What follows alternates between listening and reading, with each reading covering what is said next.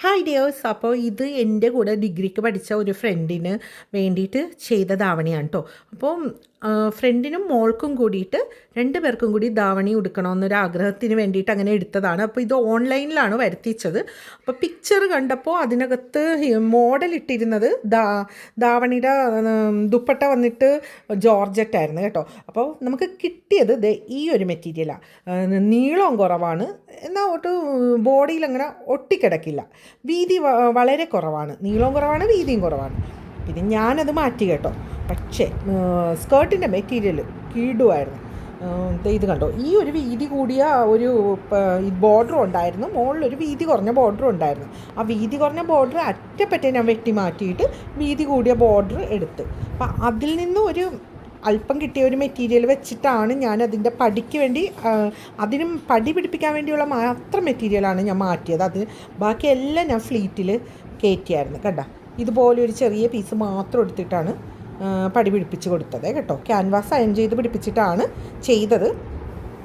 ബാക്കിൽ ഞാൻ ഇങ്ങനെ ക്രേപ്പിൻ്റെ ലൈനിങ് കുനുകുനെ പിടിപ്പിച്ച് കൊടുത്തിട്ടുണ്ടായിരുന്നു കേട്ടോ. ഇതാണേ. അപ്പോൾ അതേ ഞാൻ ഈ ജോർജറ്റിൻ്റെ ഒരു 2.5 മീറ്റർ എക്സ്ട്രാ പോയി എടുത്തു. എന്നിട്ട് ഈ ഷോളിൽ നിന്ന് ഞാൻ ആ ബോർഡർ വെട്ടിയെടുത്തിട്ട് നല്ല രീതിയിൽ തന്നെ അറിയാത്ത രീതിയിൽ നീറ്റായിട്ട് ഞാനത് പിടിപ്പിച്ച് കൊടുത്തു കേട്ടോ. ധാവണിയിൽ റിസൾട്ട് നല്ല സൂപ്പറായിരുന്നു കേട്ടോ. അപ്പോൾ അഡ്ജസ്റ്റ് ചെയ്ത് കൊടുക്കേണ്ട കാര്യമൊന്നുമില്ല, എന്തായാലും നമ്മൾ സ്പെൻഡ് ചെയ്യുന്നു. അപ്പോൾ പിന്നെ നമ്മൾ ഫൈനൽ ലുക്ക് നമ്മൾ നന്നാക്കണം. അപ്പോൾ ഞാനിത് ഫൈനൽ ലുക്ക് ഇട്ടിട്ടുണ്ട് ആളുടെ. അപ്പം നോക്കിയിട്ട് നിങ്ങൾ എന്തായാലും കമൻറ്റ് ചെയ്യൂ കേട്ടോ, നന്നായിട്ടുണ്ടോ ഇല്ലയോ എന്നൊക്കെ. അപ്പോൾ ഇത് എന്നെ നിങ്ങൾ ശ്രദ്ധിക്കണ്ട, ഞാൻ വീഡിയോയ്ക്ക് വേണ്ടി പോസ് ചെയ്തിട്ടേ ഇല്ല, വീട്ടിൽ നിൽക്കണ കോലമാണ്. അപ്പം ഈ ഒരു ഇത് കണ്ടോ, ഇങ്ങനെയാണ് ഞാൻ ആ ഫ്ലീറ്റ്സ് എടുത്തിരിക്കുന്നത്. ആദ്യം ഞാൻ അയൺ ചെയ്ത് കൊടുത്തതിന് ശേഷമാണ് ഇതുപോലെ ലൈനിങ് പിടിപ്പിച്ച് കൊടുത്തത് കേട്ടോ. അതിന് ശേഷമാണ് പടി പിടിപ്പിച്ച് കൊടുത്തത്. അപ്പോൾ ഫൈനൽ ലുക്ക് നോക്കിയിട്ട് പറയൂ കേട്ടോ. ഇനി ബ്ലൗസ് ആണെങ്കിൽ പ്രിൻസസ് കട്ടിൽ പാഡ് കപ്പ് വെച്ചിട്ടാണ് ചെയ്തിരിക്കുന്നത് കേട്ടോ. ഇത് ലൈനിങ് കുറവായതുകൊണ്ട് ഞാൻ ലൈക്ര മെറ്റീരിയൽ കൂടി അയൺ ചെയ്ത് കൊടുത്തിട്ടാണ് ചെയ്തിരിക്കുന്നത് കേട്ടോ. അപ്പോൾ ഇതാണ് എൻ്റെ ഫ്രണ്ട് പ്രീത. അമ്മയ്ക്കും മോൾക്കും ചെറിയ ചെറിയ വ്യത്യാസങ്ങളേ ഉണ്ടായിരുന്നുള്ളൂ കേട്ടോ മെഷർമെൻറ്റിൽ. അപ്പോൾ മോളുടെ ഞാൻ അടുത്ത വീഡിയോയിൽ ഇടാം.